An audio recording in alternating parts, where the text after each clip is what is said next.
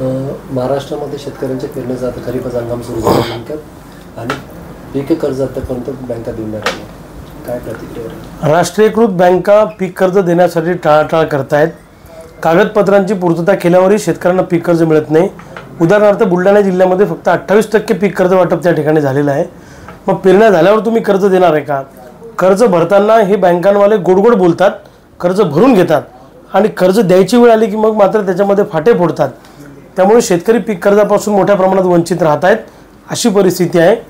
पुनर्गठनाची सुद्धा बोंब उठलेली आहे. फक्त पुनर्गठन करा असे आदेश आहेत, परंतु बँका पुनर्गठन करायला तयार नाही. दुसऱ्या बाजूला आमचे सेव्हिंगचे पैसे, माल विकल्याचे पैसे, बाकीचे पैसे सुद्धा परस्पर कर्ज खात्यात जमा करण्याचा सपाटा राष्ट्रीयकृत बँकांनी लावलेला आहे. हे अतिशय दुर्दैवी आहे.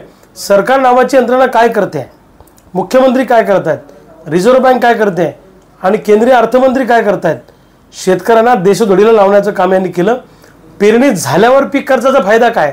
पीक कर्ज मुळामध्ये पेरणीसाठीच मिळालं पाहिजे असा त्या पीक कर्जाचा हेतू असतो, परंतु राष्ट्रीयकृत बँकांना पाठीशी घालण्याचं काम हे सरकार त्या ठिकाणी करत आहे. मध्ये स्वाभिमानी शेतकरी संघटनेची बैठक झाली.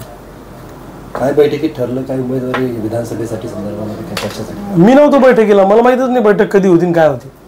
मला काही निमंत्रण नव्हतं त्या बैठकीचं. त्यांचं काय ठरलं ते काही मला माहीत नाही.